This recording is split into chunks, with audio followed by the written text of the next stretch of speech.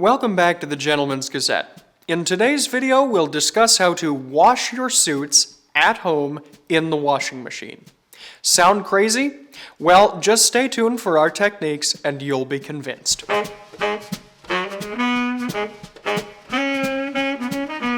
This video is the third on another series we've done on garment care and maintenance. The previous two videos in the series focused on shoe care and how to fold different kinds of garments. You can take a look at those videos by clicking the banners at right. Also, if you haven't seen them, don't forget to take a look at our previous series on garment care, which discussed removing the musty smell from vintage clothing, how to wash and maintain wool sweaters, some cheap and easy laundry hacks you can use, and also how to remove stains from different kinds of garments. As we stated in the intro though, today's video will focus on washing suits at home. Now, you may be thinking, why would I ever want to attempt something so sartorially risky as putting a heavily structured garment like a suit jacket or blazer in my washing machine at home? The simple answer is because there are techniques you can use to wash them in your machine without any fear of damaging the garments and therefore save money that you otherwise would have had to spend at the dry cleaners. Wouldn't a wool suit get ruined and shrink in the wash, you might be wondering? Again, the answer is no, not if you're using the proper techniques. We've already debunked some of the myths surrounding wool and how to wash it in our video on maintaining wool sweaters. In the broad strokes though, do fight the urge to take your garments to the dry cleaner every time they need to be washed, because the harsh solvents used in dry cleaning will degrade and break down garment fibers over time. Furthermore, water doesn't actually shrink wool garments. Rather, the agitation that can be caused by a washing machine, or more likely a dryer, will cause wool fibers to seize together or felt.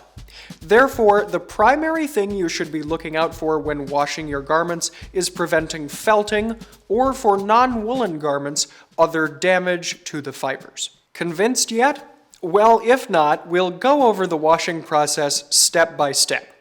First, to start out with, you're going to want to make sure that the garments in question are properly folded in order to minimize excess agitation that might occur during washing. We covered the best way to fold all different kinds of menswear garments in our previous video in this series. You can find that video here. You should then simply use those folding techniques with two added caveats. First of all, turn your trousers and/or your waistcoat inside out before folding them so that any potential felting will be on the inside of the garments. Of course, your jacket will end up inside out using the folding method we outlined as normal. Second, you should end all folding processes not by folding into thirds, but by rolling from the bottom to the top, as tightly as possible, but without causing any undue bunching. By rolling your garments tightly, you're going to minimize how much they can move and thus prevent any felting that might occur. Next, place each individual rolled garment into its own separate mesh washing bag. The bag should also be rolled up as tightly as possible and secured with safety pins as necessary. Next, add an appropriate amount of cleaning agent to your washing machine depending on the number of garments being washed. A general ratio of about 1 tablespoon per garment works well for small loads, and for larger loads, just follow the standard directions for your specific machine. A gentle cleaning agent like wool and cashmere shampoo should be added to the drawer of the machine if you're washing wool suits, and soap flakes can be put directly into the drum of the machine if you're washing non-woolen suits. You don't have to select the cycle for woolens or delicates on your machine if all of your garments are properly secured in their individual mesh bags.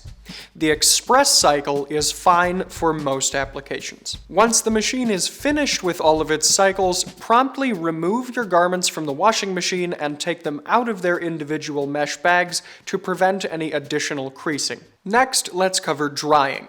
A word of warning here, don't use your dryer, as the heat and agitation that will occur inside the machine are prime conditions for felting your garments, which of course you don't want. Rather, each of your garments should be laid flat in their natural shapes on a drying rack. You can speed up this drying process a bit by first laying a clean towel down on a work surface. With each item in its original shape, gently roll the item up in the towel like a sleeping bag to remove some of the excess water. Wait a few seconds, unroll the towel, and then place the garments on a drying rack. You can reshape or block your garments a bit with your hands while they're on the drying rack, just to make sure that everything is shaped as properly as possible. After most of the moisture has evaporated, you can move your jacket from the drying rack back to its original hanger, just to make sure that its shoulders and other padded areas dry in their natural shape. A few additional tips here. Avoid placing your garments in direct sunlight or near heat sources like a radiator while they're drying, as this can cause shrinking or yellowing of the fibers. Also, never hang wet woolens up right away, as gravity will pull on the water that's still locked into the fibers, meaning that your garment shape will probably be distorted. To remove any wrinkles after your garments are dry, using a garment steamer is best on structured items like jackets. If you'd like to intentionally reintroduce a crease to a garment, say on the legs of your trousers for example, that would be a good time to use an iron. If any pilling has happened to occur to your garments, you can take a pill comb and gently run it across the fabric in one direction to remove those pills. Also, using a clothes brush in between wears is a good way to more generally remove lint, fuzz, and hair from your clothing. Finally today, here are some quick notes on hand washing and spot treatment. If you can believe it, hand washing suits is actually a little bit trickier than machine washing, because working these structured garments around in a basin and trying to wash them completely can be a little bit unwieldy. If you're trying to wash the entire garment, using your machine is actually best. For spot treatment of specific areas, all you have to do is use a small amount of the relevant cleaning agent and a little bit of warm water and gently blot at the stain. Don't scrub at it, or you might felt woolens and otherwise damage different types of fibers. We've just washed the jacket today for illustration purposes, but obviously these techniques and methods apply to all other elements of a suit as well, including the trousers and the optional waistcoat. What you're seeing here is the jacket after it was allowed to fully dry. This is after about 2 days' time. And what you're seeing here is the jacket after a garment steamer has been used to steam out the remaining wrinkles, so that they're either gone or mostly gone. In other words, the jacket looks just as good as it did before it was washed. And there you have it, all the techniques necessary to wash your suits in your washing machine at home. If you're still apprehensive about trying this method, we would suggest that you do it with a non-woolen suit first, as it will probably be a little bit less temperamental and there will be no chance of felting. So, we'd like to know, are you courageous enough to attempt this method of washing your suits? Share with us in the comments section below. And as always, don't forget to subscribe to the YouTube channel and hit the little bell icon so these videos will come straight to your inbox. In today's video, I'm wearing a casual outfit that would once again be good for some around-the-house garment care. The central element is a cardigan sweater from Charles Tyrwhitt in a color they call wine, and I'm wearing it over a shirt also from Charles Tyrwhitt in white with a subtle check pattern of pink and blue. Also, the shirt does have French cuffs, but I'm wearing them configured in a barrel style today so they fit more easily under the sleeves of the cardigan. As such, I'm not wearing ornate cufflinks, but just some simple black ones that will also fit easily. My trousers are plain navy to pick up the blue tones in the check pattern of the shirt, and my socks are also plain navy in color, just to harmonize simply and well with the trousers.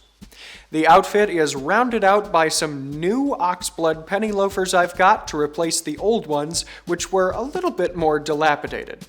Stay tuned for some upcoming videos on my shoe collection and how it will probably be growing in the future. As my outfit today is so casual, I'm not really wearing very many accessories.